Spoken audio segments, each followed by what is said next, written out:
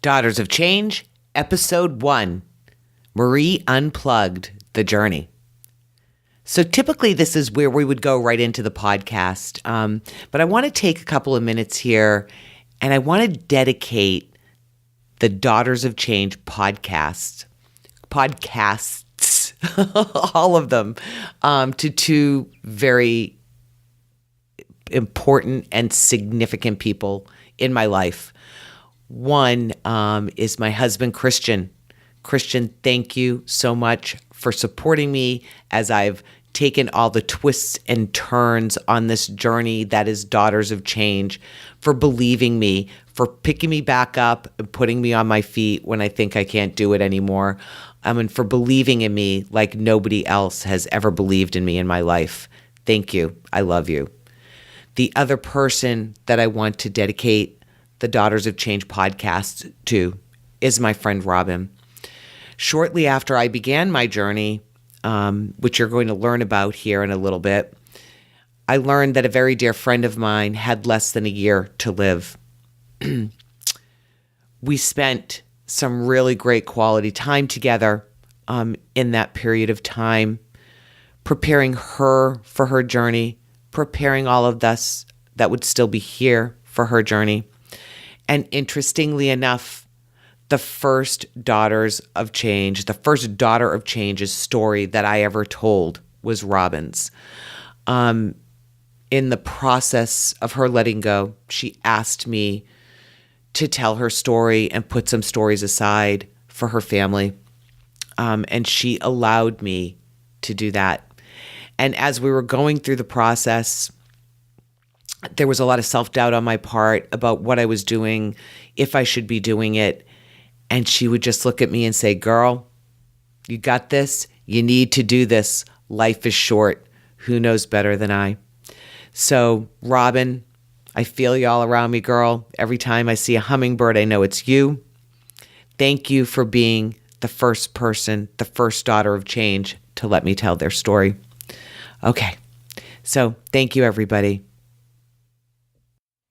Hey everybody, Marie here. Welcome to Daughters of Change, a podcast dedicated to all of the women out there living outside of the status quo, making the changes they want to see in the world, each in their own unique way, and to all of the people who love and support the Daughters of Change in their lives. So here we are, the first ever Daughters of Change podcast. So guess what, folks? I'm so glad that you found this podcast and that you're taking the time to check it out.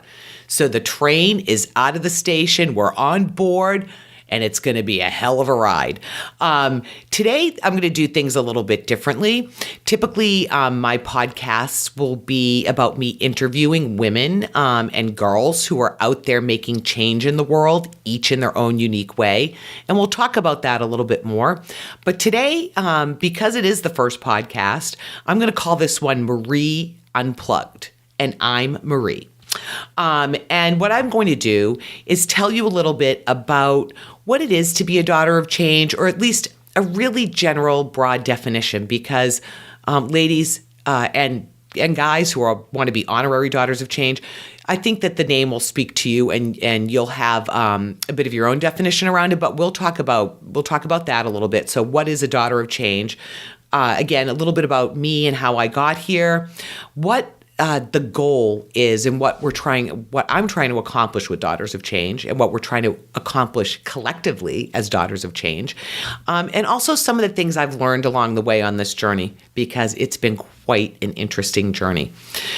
So first of all, I want to talk to you a little bit about what is a Daughter of Change. So what I'm going to do is I'm going to read something to you that I recently wrote. Daughters of Change have the fierce belief that everything is possible and the fiery passion to make it happen.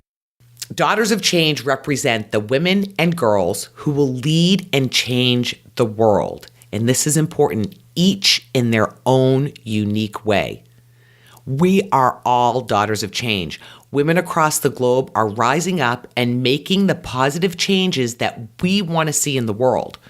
Whether these changes are within us, our backyards, or the greater community, we are a sum of the greater whole, moving forward with a positive collective voice, forging towards rebirth and growth. Little ripples combined make big waves. We are beacons of light who refuse to live in the status quo, living in the solutions, passing on our strength and wisdom to future generations. We are coming together like never before.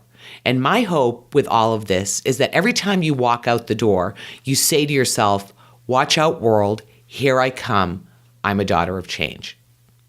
So, okay, that was a little deep, a little profound, right? So now I'm going to get real with you. We're going to get a little more conversational, but hopefully that gave you a little bit of a taste of what it is to be a daughter of change. Okay, so let's talk a little bit about how this all evolved. I'm going to go back a couple of years ago. I'm going to go back to about 5 years ago when I was working. I had a great job. I had a job that many people would think was a dream job. And it was a great job. I was working internationally. I was traveling all over the world. I was making great money, meeting interesting people. But something was missing for me. I couldn't quite put my finger on it. It was just always sort of niggling in the back of my head. And one of the things that has always been very important to me since I was a young girl is I always felt that someday I really wanted to make a difference in the world, right? I really wanted to make a difference. And I think how that equated for me much of the time was in one of two ways. I was a working single mom for many, many years. So I was not in a position to be a philanthropist, right? That was going to come later. But what I would do is I would volunteer on boards and I would give back that way. And I would always look forward to, someday I'm going to be a philanthropist and I'm going to, or I'll start a nonprofit or I'm going to do this or I'm going to do that. But I always would push it back to someday. While that was going on, I found myself and have always been extremely interested in women's issues, very passionate about them.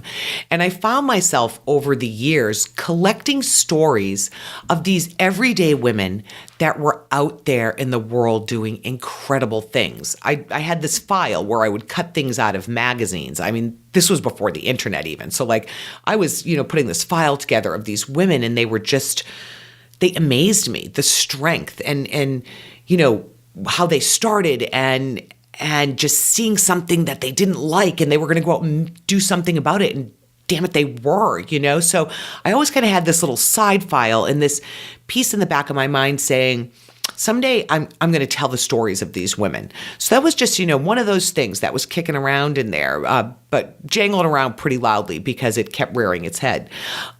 So fast forward, as I was telling you, I have this great job and I'm working for probably, 6 years in this field. And I start approaching 50. And I start thinking, oh my God, later is now. Later is now. And if I don't do something now, am I just not going to do it? And so this was probably one of the scariest things I've ever done in my life. And one of the most defining moments of my life. I decided to leave my job without another job, and figure it out and to live off my 401k. George, sorry, that's my financial planner. I'm giving him heart palpitations with this, but I'm not suggesting that everybody goes and does that. This was just what I had to do. So, I took the leap with the help of a great guy, another shout out, Ray Inglesi from Core Themes, who actually walked me through this and said, Marie, I can take you to the cliff, but I can't make you jump. And I did. I jumped. The first thing I did was I went out and I got a tattoo of Lakshmi on my back. And Lakshmi is the Hindu goddess of prosperity and luck and beauty. And I figured I've got Lady Luck on my back. I'm ready. I'm ready for whatever is out there. But you know what? It was traumatizing in a way. I was out there with, my butt flapping in the breeze. I had no idea what I was going to do. It was so counterintuitive to anything I'd ever done. I was a single mom for years. I mean, I was responsible. I put money in my 401k. I was irresponsible too every now and then, but I actually had a lot of fun. But my point is, when it came to things like that, I was really serious about my career, about making sure I was financially independent as a woman, as a mother. So this was a huge leap. Luckily, I have a wonderful partner who, my husband now, who's been very supportive of this. But so I took that jump, I took that leap, and for probably about a year, I looked into different things, maybe working for nonprofits for women and different things like that. And then one day, or at 3 a.m. actually, one morning, the name Daughters of Change came into my head. And I woke up and I couldn't shake that name. It was like divine inspiration. And so I wrote that down and I went to GoDaddy and I bought those URLs. I had no idea what the hell I was going to do with that name, but I was going to do something. At the same time, I went back right around that same time and I started looking back on some of the journaling I'd done. And I pulled that file back out with all the women in it. And I said, you know what? I want to create a platform that tells women's stories. I didn't know how I was going to do that. That's what I kept going back to. It kept coming back to that folder and those stories. And along the way with Daughters of Change over the past several years, I was really, I wanted to figure out this business model. I watched Shark Tank all the time and I was, maybe I need to sell great products for great causes. And I went down a couple of different paths, but it all kept coming back to the stories of the women and the girls and the incredible things that they're doing. And these everyday women and girls, people that we can all identify with. Everybody started as somebody just like you and I before they won the Nobel Peace Prize or before they went out and did the next biggest thing you heard about on the news. But here's the deal. You don't even have to be doing anything that big. It could be a change you're making in yourself. It could be a change you're making in your family. It could be a change you're making in your community. The thing is that you're seeing something that's making you uncomfortable. It's something that's maybe making you a little bit angry or you don't like the way it's going and you sit with that and you transform that into positive energy and you go and you do that thing to make a change, right? So that is really how I got from point A to point B. It was that process, and it's been a long journey. It's been a long 4 years. There have been times when I have sat down and cried and said, I can't do this anymore, but here I am and I'm going to keep going, right? And what I know is that this has been such a beautiful journey and it has brought so much into my life that there is no way this is not the path I'm supposed to be on. So let's talk about what it is that I'm trying to accomplish with this. And then I want to talk to you a little bit about some of the lessons I've learned on this journey. When I think about what it is that I'm trying to do with Daughters of Change and this platform, as I've said before, it's to tell the stories of the women and the girls who are making change each in their own unique way, right? And again, it doesn't have to be that they're out there, moving to the other side of the world. They could be doing this right in their own school or their own home. And it's about connecting and supporting them by getting their story out there. Hopefully, other people will hear about what they're doing and maybe there's people that they need to connect with. So let's make those connections, right? And then probably most importantly, it's about inspiring other people to do the same thing, to say, oh, I can relate to that person. That's my daughter. That's my wife. That's my sister. That's me.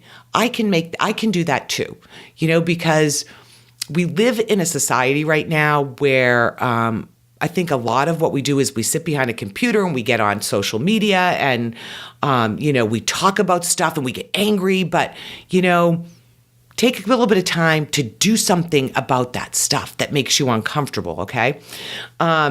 So that's really, that's it in a nutshell, because I don't want to keep you all day with my story because it's really not about me, as I've said from the beginning. But what I do want to do is tell you about some of the learnings that I've had along the way, both with this journey with Daughters of Change and as a woman. And these are my top 4. So the first learning is that women instinctively support one another. Gasp, right?